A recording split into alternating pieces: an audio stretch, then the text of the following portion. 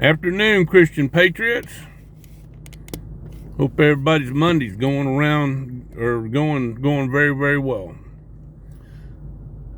It's been on my mind since last night. I was in a meeting up at church, and towards the end of it, they said, "What's the Lord saying to you?" And the Lord speaks to me, and most of the time I just keep that to myself. But last night it kept repeating over and over and over, depending on the topic that we were talking about, was the word warrior. So I got up and spoke my piece about being a warrior. And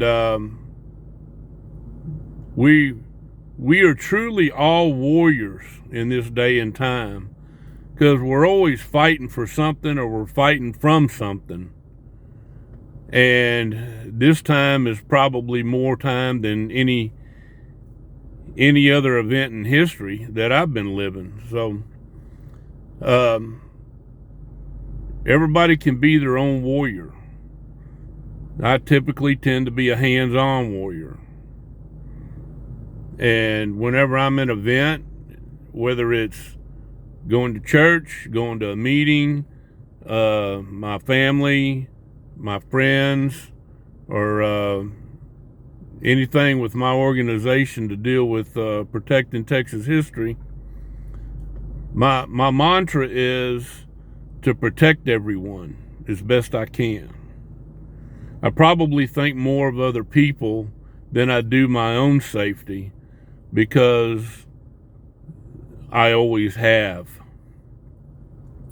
So it was kind of reiterated last night. Young lady brought that up. So everybody is a warrior in their own right. Some people are mental warriors. Some people are physical warriors. There's been the term lately, keyboard warriors. Those do have a place, even though sometimes they need to show up at events. They need to show up to go to church and stuff like that. So everybody can be their own warrior. And I'm relating this to Christian warriors, and specifically with the turn of events that we've got going on here in Texas and the United States, we need to be the warriors, because there's a whole lot of lost people out here that are going to need us, because they're not warriors. They're sheeple. They follow. They're not going to believe the course of events that's fixing to take place.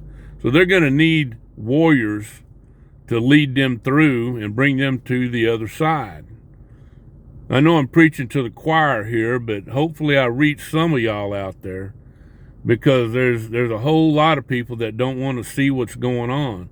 They're just floating through life thinking everything is daisies and unicorns out there, and it's not. It'd be nice if it was, but it's not. So remember that when someone calls you a warrior, you think about a warrior picking up a sword, or picking up a rifle, or something to physically protect yourself, which is fine. But you need to be armed with the Word of God, and you need to strap on the armor of God, so the slings and arrows that people throw at you won't penetrate that. I like to use the analogy of whenever I go to any place where it's unfamiliar or it's a hostile environment, I always pray to God. I said, "Lord, when you send my angels down here to me, have them standing behind me, and let my enemies see those angels standing behind me."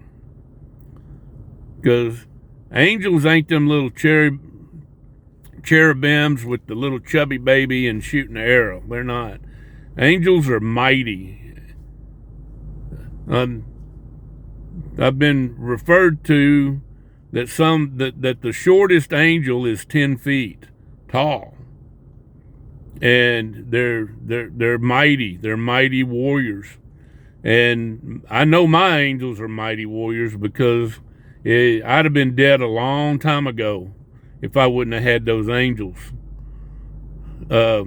picking me up or dragging me out of a wrecked vehicle, or picking me up off the side of a highway from a motorcycle crash and football fields and all that.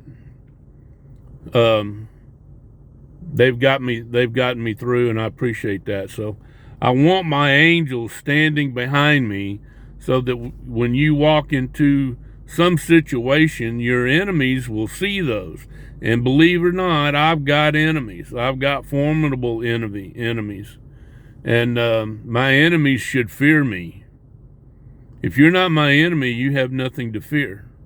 But my enemies should fear me, because I've got the power and the Word of God that backs me up when I go to the certain events. Let's just leave it at that.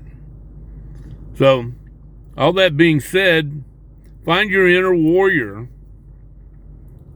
and follow that path, because a lot of people are going to need us out there. God bless y'all. God bless Texas.